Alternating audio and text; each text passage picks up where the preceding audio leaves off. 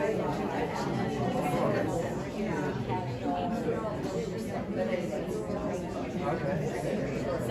just going to go right into the stage.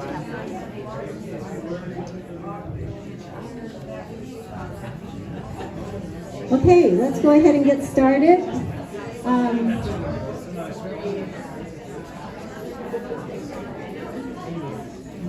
We are so happy to have Michael Valentine with us, who is running for mayor.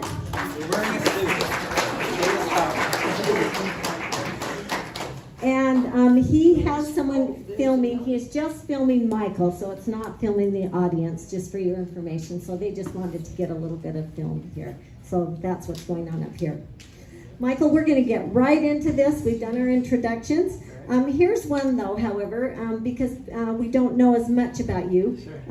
So tell us about your background and why you are interested in running for mayor. Thanks so much for having me here. Hold it kind of close. I'm Michael Valentine. I like to say I'm the only candidate that hasn't been the mayor before, which is kind of true. So I kind of have a very varied background. A lot of people know me for the Pantages, the Utah Theater down on Main Street. I was fighting against the city to save that for 4 years. I actually set up a nonprofit. It's a 501c3, so a lot of people tell me I always talk about the theater too much, but it's actually my job because I'm the director of our nonprofit Friends of the Utah Pantages. So we just started out to save that building, and unfortunately we uncovered a lot of corruption that was going on with that, with the RDA and the city. Basically the city bought the theater in 2010 with the promise to restore it. It's actually in the downtown master plan in 2016 to see it restored to a cultural activity generator. And the Pantages has an incredible history. Babe Ruth performed there, Will Rogers, Abbott and Costello. It was built in 1918. It was the most marvelous movie palace Utah has ever seen, one of the most magnificent movie palaces in America. So, it was really sad to find out that the city basically just gave these developers exclusive agreements, and the main developer is a company called Hines. They're based in Texas. They manage $160 billion in real estate globally. So there's kind of two problems here, where one is, like, first of all, they shouldn't have been allowed to destroy a historic theater. They inflated the restoration cost by $40 million. They canceled public tours and surveys, canceled updated seismic costs, and they just really kept the public out about it. And it was a backroom $0 deal. The theater's worth about $20 million. They just gave it away to, again, developers that manage $160 billion for free. So the issues are, why are we destroying historic buildings that were eligible for the National Registry and should have been Salt Lake City landmarks a long time ago? And the other side of this is, like, why are we giving $20 million of public property away to billionaires for free? So that was kind of my journey into this. And I, again, I have a kind of different background than the other candidates. I never pictured running for office. It was never in my cards. I was a filmmaker. I'm currently a student at the U. I run a small cider shop down the Gateway, a local business. So I'm very busy with lots of other things, but I've been fighting to save the theater for 4 years, and from that, a lot of people in the community were just very happy and excited about what I was doing. They just kept asking me to run, asking to serve in other ways. And at first I was very leery, Again, I never, wanted to be in politics, but I, kind of relented, and it made more sense to see that I was running to serve others. It wasn't about myself. I've already announced that I would donate my entire salary for 4 years. I believe that's about $170,000 a year, so close to like $800,000 over a 4-year period. So I'm running to be your mayor for free. I'm running to serve the community. I'm running to fix a lot of issues at a systemic level and solve things. And really, I like to say my campaign slogan is like, build us the city of our wildest dreams. One quick point too, I'd like to make. I'm the only candidate, I believe, in Utah running for any office that's been homeless before. So it's no? There's a guy running for Draper City Council. Well, that's awesome. Congratulations to him. But I just want to say homelessness is a huge issue for me, and I'm running to actually eradicate homelessness and cure homelessness. And I have a unique situation where I've been homeless, but I'm also a business owner, so I really understand this from multiple sides, and we can find these win-win solutions and get people off the streets. Perfect, thank you. Okay, we are going to turn our attention now to homeless. And as you just mentioned now, you have mentioned this before, that you were homeless for a period of time. This is a two-part question. Number one, could you share more details of your experience to help us understand what it is like to be unsheltered? And then the second part would be, as you mentioned, of how you want to approach homelessness. What steps would you take? How would you do that to help the unsheltered population? Awesome, great question. I really appreciate you guys asking me this. I'm very happy to share my story. I wrote an op-ed about it in the Tribune. So I was born in Salt Lake. I grew up in Logan. I went to Utah State up there. And you know, things weren't really great for me there. I just, couldn't find my place. I, worked a lot of jobs. So I was just very desperate to get to a new situation. So I ended up moving down to Salt Lake in 2012. It was during the summer, so I just put a tent up Immigration Canyon. I didn't have enough money for an apartment. Housing rates were way cheaper back then, still. But I had to save up and get money, so I lived in a tent in the woods. I had a car, so I was very lucky. I like to say I was home almost from a place of privilege. A lot of people have way worse situations than I do. I really just needed to get my foundation to get housing and get a job and get these ducks in a row. But I really understand it from a place of, like I like to say, a nonverbal level. What I think a big difference between me and others, and again, people that understand this, that have been homeless, it stays with you for your entire life. So my store is down at the Gateway. It's right on Rio Grande. It's right at ground zero where they destroyed the road home in 2019. We lost so many beds. So I interact with homelessness every day. People come into my store every single day. I give them cider, I give them sandwiches. In the winter when it's really cold, I let them just sit down and have a place to take a load off and treat them like a human being for 5 minutes. And it's fascinating because a lot of businesses, they talk about their stories of struggling with the homeless. I really, empathize with that. I understand why businesses are so frustrated, but on the flip side of this, I've had zero problems down at the Gateway with homelessness. I've been there for a year. People have come in like every day, and they're always very nice. They always just ask for food, for water, for something, and I always ask their name and treat them like a person. So I think that's a very important thing that's being missed. And again, it's not just my story. I'm trying to run to amplify the voices of the unsheltered, of homeless people who have way worse situations than I have. I've had people come in and tell me they were, sexually assaulted in the shelter. They've had their mother's ashes thrown away. They've had family heirlooms and jewelry thrown away in the shelters. They've been, segregated from their loved ones. So I don't really see this as a long-term solution. And I think the most important thing that's missing from this entire conversation is the voices of the homeless, because they are the ones that this impacts the most.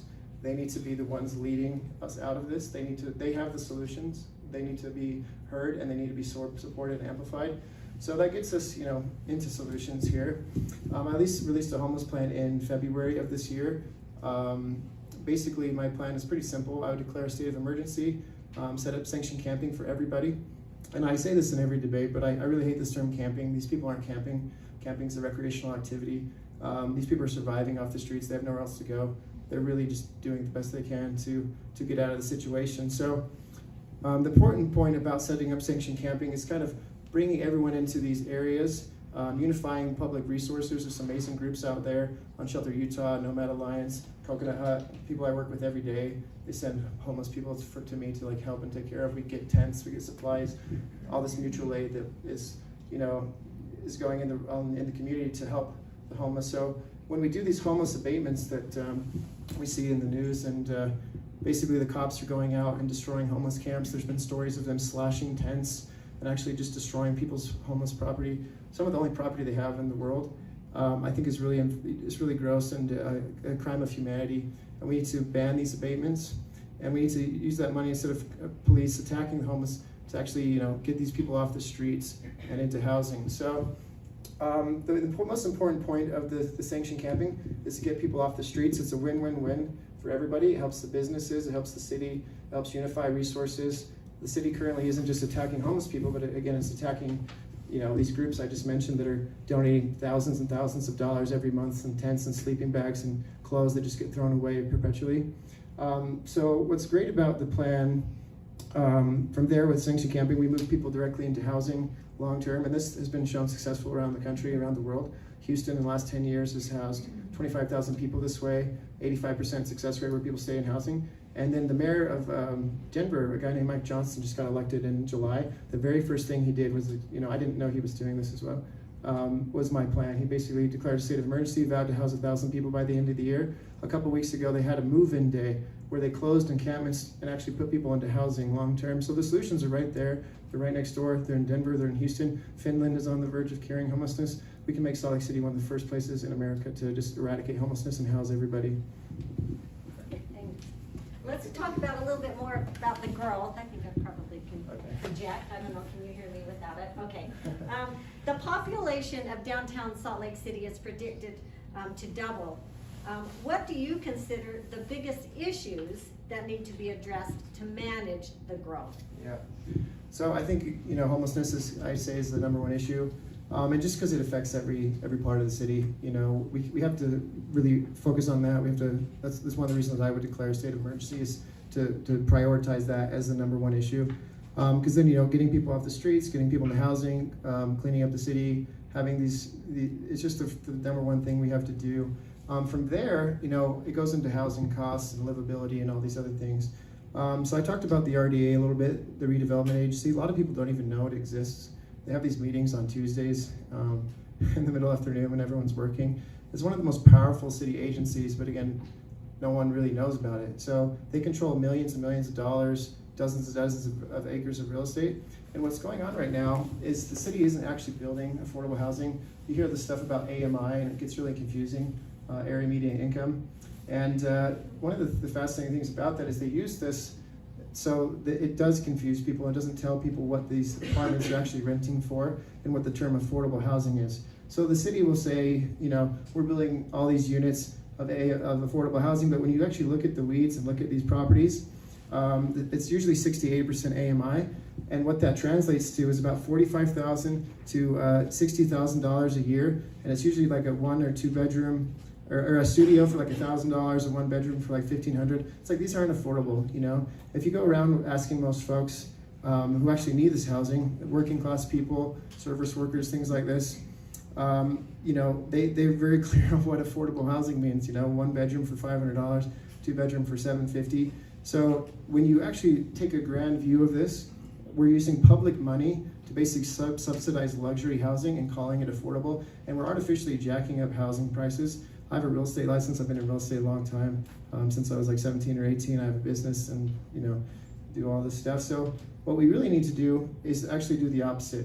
We need to build affordable housing at the bottom end of the market, closer to poverty levels, and not at the top end down, but actually like 0 to 30% AMI, which is closer to what I said about, you know, a 1 bedroom for $500, a 2 bedroom for $750. So housing is really the most important thing, and we've been talking about this a lot, but it's also not just about the price of housing, but what type of housing we're building. I mentioned the Pantages still. One of the reasons they said, hey, we need to destroy the theaters because we need affordable housing.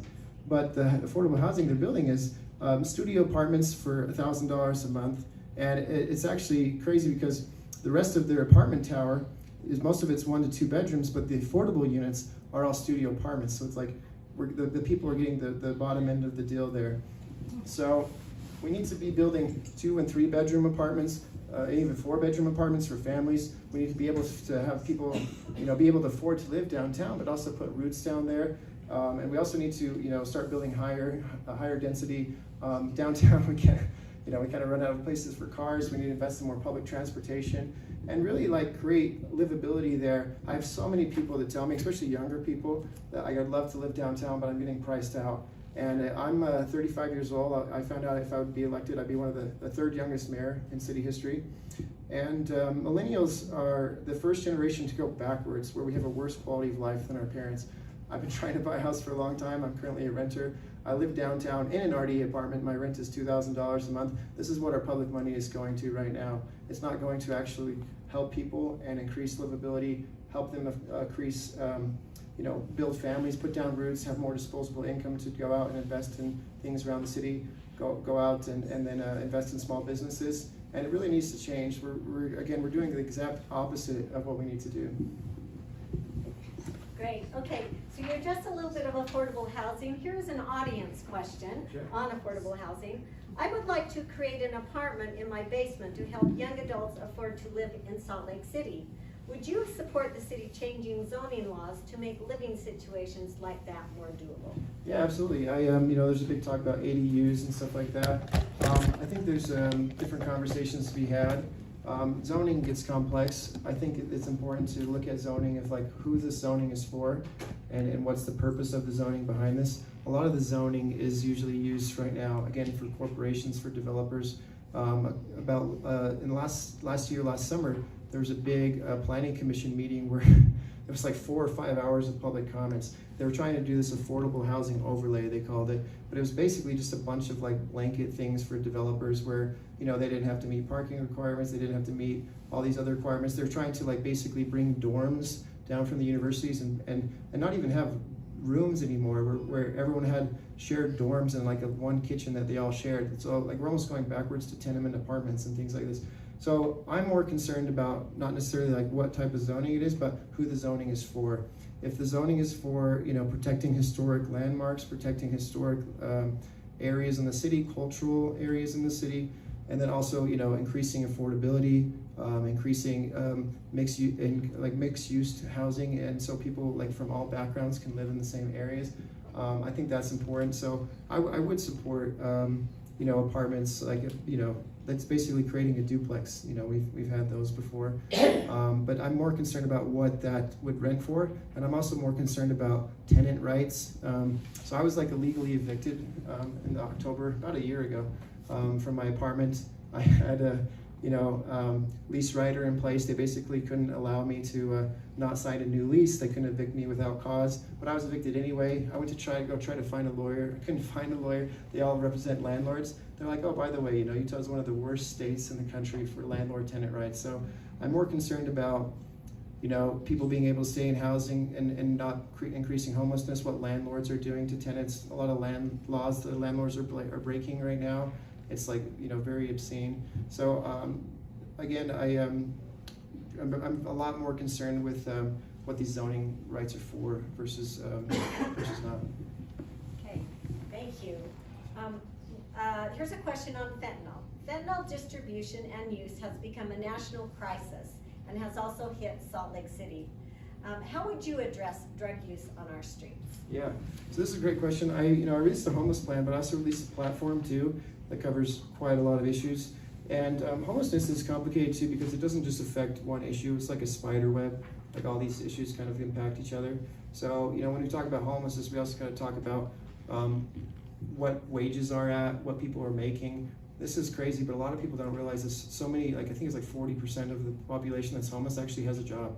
There's, you know, some guys down at the gateway that work around the gateway that are homeless down there, and I see them every day. So it's like they should have a living wage. They should be able to work 40 hours a week and not have to like worry about being homeless. People shouldn't have to work 2 or 3 jobs.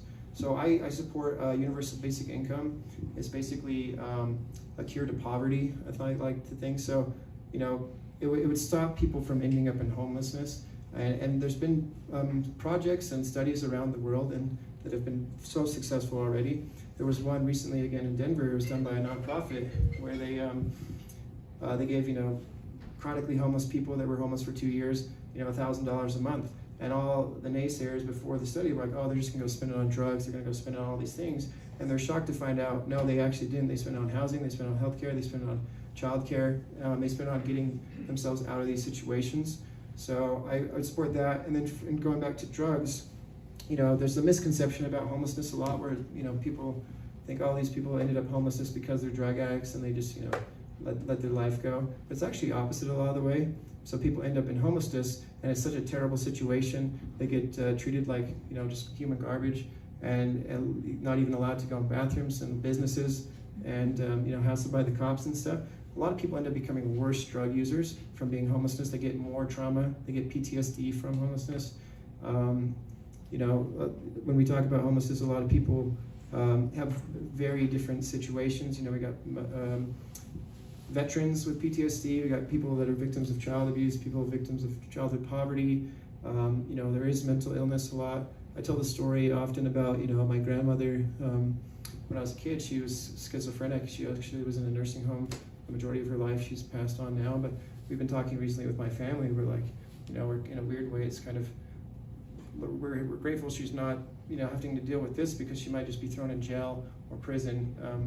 And that's not where someone with mental illness needs to be. So in terms of fentanyl, I actually support, you know, decriminalizing drugs. And basically what that means is turning drugs from a police problem to a health problem and a healthcare issue.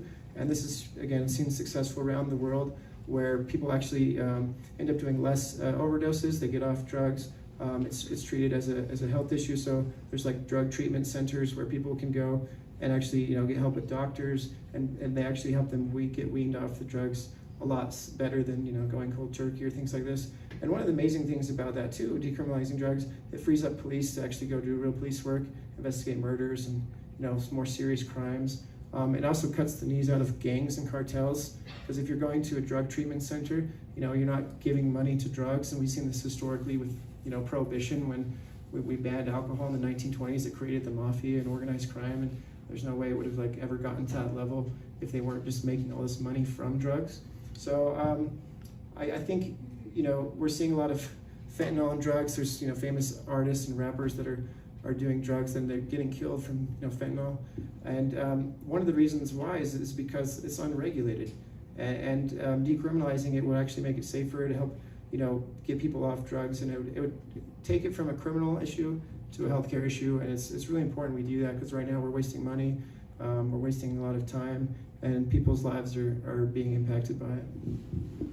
Okay, great, thank you. Salt Lake City has experienced strong revenues the last few years. Revenues for 2024 are projected at $1.6 billion for Salt Lake City. Where do you consider are the most important areas to invest this money? Yeah, so I'm a working class person, so I always, want to say let's invest in the community, invest in the people. We were just talking about crime.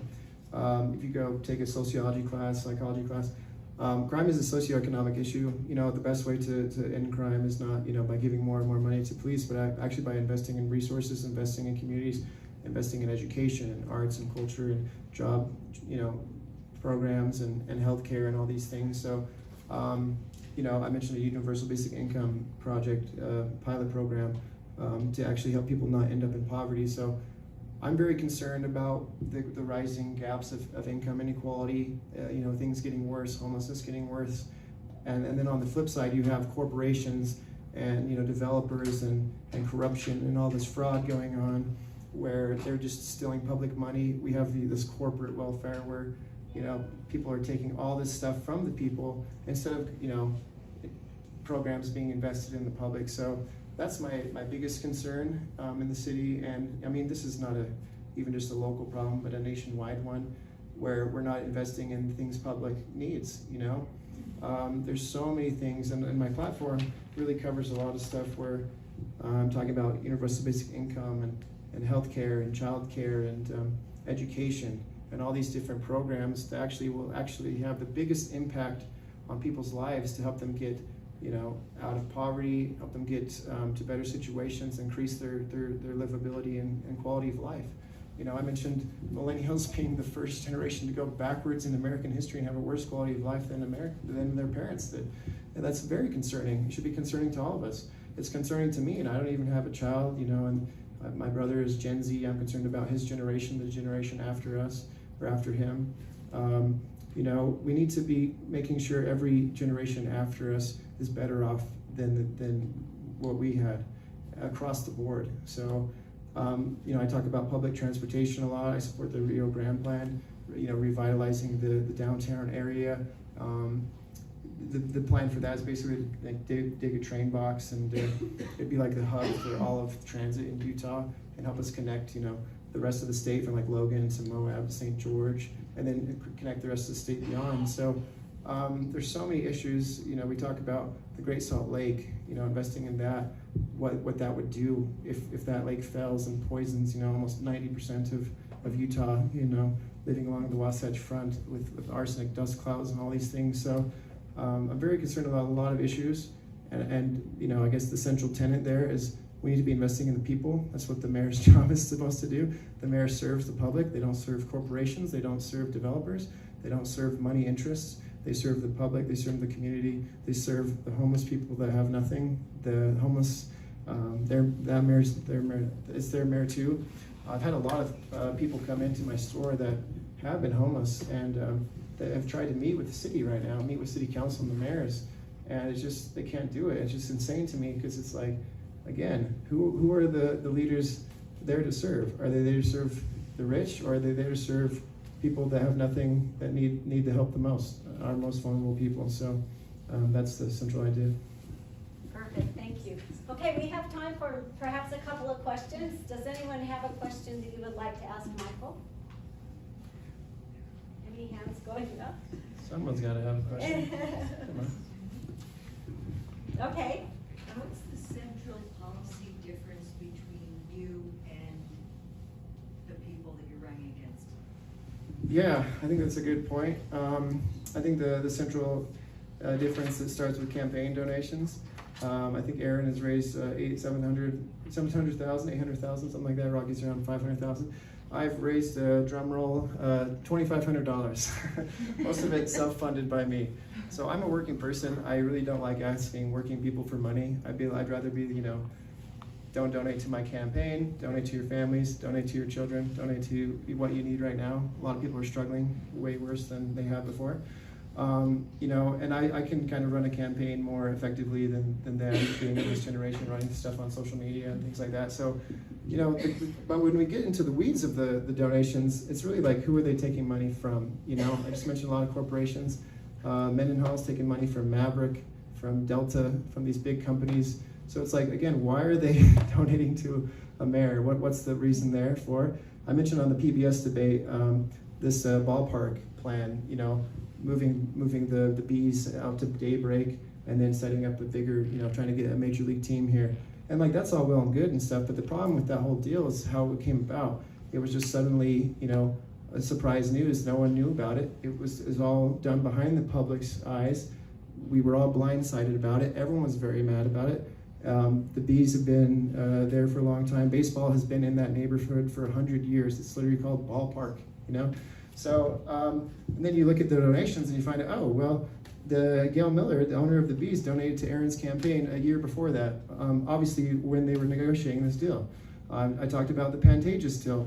There's some wild timelines here where there's some RDA meetings in October of 2019, where there's one where the David Ammon of Preservation Utah shows up to the meeting. He reads a letter from the director of SHPO, the State Historic Preservation Office, basically saying, hey, the theater is historic, you need to nominate for the National Registry. It can get 20% tax credits, which is millions and millions of dollars that can go directly to the restoration, and it can be made a city landmark. They lied about everything, they hid that. A week after that, one of the developers donated to Aaron's campaign $2,000 while they were negotiating this. A month later, she votes on a $0 deal and doesn't disclose it, doesn't tell anybody about these donations, and just gives millions and millions of dollars of public property to developers. So I think the biggest difference is, again, who I'm here to work for. I'm here to work for the people. I can't be bought, I can't be bribed, I can't be coerced.